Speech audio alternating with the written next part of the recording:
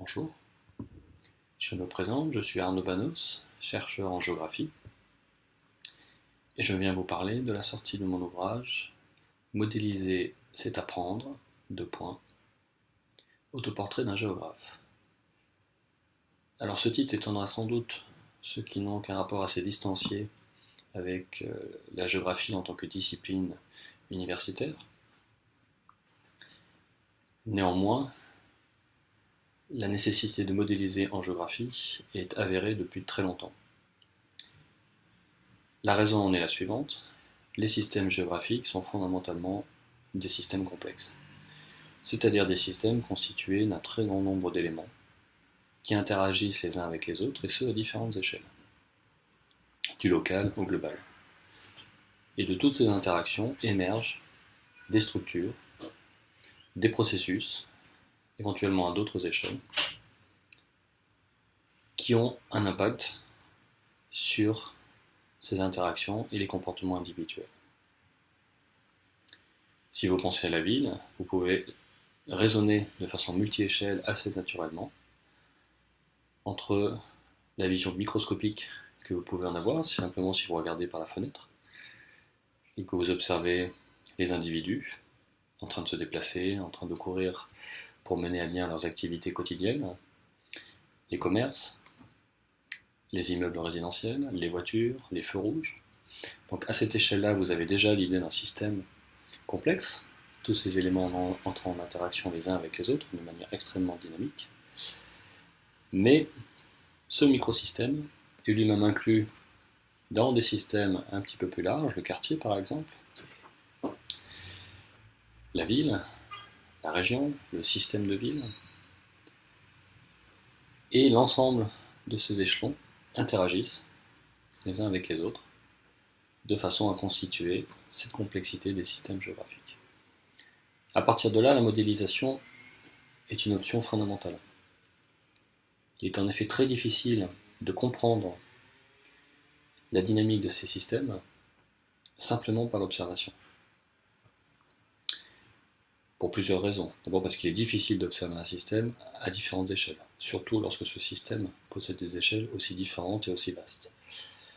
Ensuite parce que les temporalités dans lesquelles s'inscrivent les dynamiques de ces systèmes sont très variables et peuvent relever effectivement du temps très court, si je raisonne sur la dynamique du trafic sur un carrefour urbain, mais également sur des temps beaucoup plus longs, si je raisonne sur l'évolution de la ville elle-même.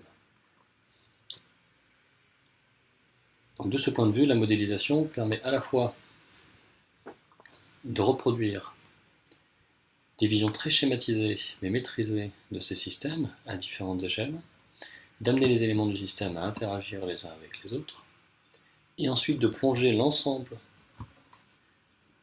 du modèle dans une dynamique complètement artificielle, qui est la dynamique liée à la modélisation, qui s'appelle la simulation, et qui permet quelque part de jouer le temps, en accélérant évidemment cette dynamique temporelle, de façon à pouvoir explorer les possibles évolutions du système. Ceci se passe notamment à travers la définition de scénarios prospectifs qui permettent d'explorer des relations un petit peu de cause à effet, du type si alors. Si je pars de cet ensemble de conditions initiales, alors qu'est-ce que j'obtiens ?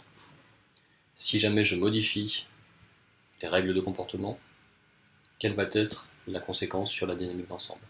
Si jamais je contrains le système de cette manière-là, qu'est-ce que je vais obtenir à la fois au niveau global, en termes de dynamique macroscopique, mais également au niveau microscopique, par exemple, du point de vue de la capacité des individus que j'intègre dans mon système à s'adapter à cette contrainte et à la dépasser. La modélisation est donc fondamentale en géographie. Pour cela, elle doit être alimentée par un ensemble de connaissances qui ne peuvent pas se résumer simplement à des critères quantitatifs. Il faut être capable d'intégrer du qualitatif et du quantitatif, mais également des choses qui relèvent du connu, des informations auxquelles on peut accéder, qu'on peut construire même au prix d'un effort conséquent, mais également des choses beaucoup plus évanescentes et beaucoup plus difficiles d'accès. Donc il faut pouvoir tenir compte de ces différents niveaux d'information, de leur nature, de leur hétérogénéité et des trous que l'on aura forcément dans le dispositif. Par ailleurs, un modèle ne sert pas uniquement à prédire l'avenir. C'est un raccourci qu'on entend souvent, notamment dans les médias. Le modèle n'est pas une boule de cristal qui permet de prédire l'avenir. Comme le rappelait le mathématicien français René Thom, prédire n'est pas expliquer. Donc il faut bien dissocier les modèles qui effectivement permettent de s'orienter vers la prédiction au sens de l'exploration prospective de scénarios sur une base connue, et les modèles qui ont vocation davantage à comprendre, voire expliquer les phénomènes et les processus observés. J'ai pour ma part travaillé dans ces deux catégories de modèles, et l'objectif de ce livre est de chercher à faire un lien entre ces deux différentes approches, en mettant en évidence la nécessité d'appréhender la modélisation de façon un petit peu renouvelée. Traditionnellement, la modélisation a eu tendance à être vue soit comme une opération extrêmement technique, assez largement dissociée et déconnectée des connaissances empiriques ou théoriques que pouvaient avoir les spécialistes du domaine, soit comme une fin en soi. Or, il se trouve qu'aujourd'hui, lorsque l'on travaille sur les systèmes complexes, il est de plus en plus évident que la modélisation ne peut se faire qu'à un carrefour. Ce carrefour, c'est le carrefour des disciplines, c'est le carrefour des compétences, c'est le carrefour des problématiques et des questions que l'on se pose.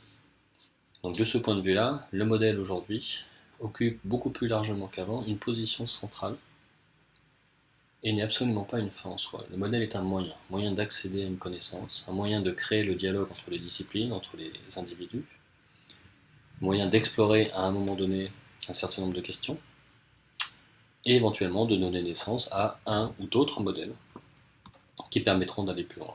Donc on a vraiment cette idée du modèle jetable, du modèle inclus dans un processus d'interaction sociale, évidemment, la recherche est une activité sociale à part entière, et c'est dans cette perspective que je m'inscris.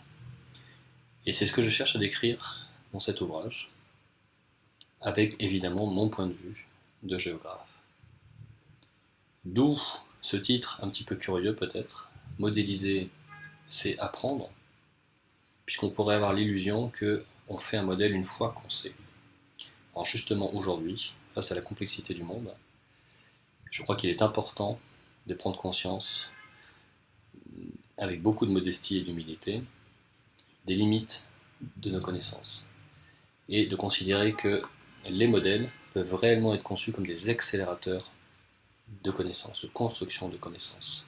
Peter Gould, qui était un géographe américain, et Stan Openshaw, un géographe britannique, utilisaient souvent cette métaphore du modèle comme une béquille pour l'esprit humain.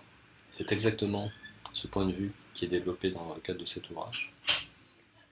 Cette idée que le modèle permet de décupler nos capacités de penser, à condition évidemment qu'il soit construit et utilisé dans de bonnes conditions. Je vous invite donc à feuilleter cet ouvrage qui a été écrit de la façon, je l'espère, la plus lisible possible. J'ai essayé de prendre mes distances avec un mode d'écriture qui pourrait être perçu comme un petit peu académique. Là, l'objectif, ce n'est pas du tout de limiter la lecture de cet ouvrage à des spécialistes du domaine, mais au contraire de l'ouvrir de la façon la plus large possible. Donc cet ouvrage n'a absolument rien de technique dans son contenu. Je pense que l'essentiel du discours, dans sa quasi-intégralité, est accessible à peu près n'importe qui. Et ce que j'essaie de mettre en évidence, c'est qu'en tant que citoyens du monde, nous devons aussi tenir compte de ces évolutions, de façon à faire évoluer la vision que nous avons des modèles et de la façon dont ils peuvent être mobilisés par la société civile et utilisés. Je vous remercie.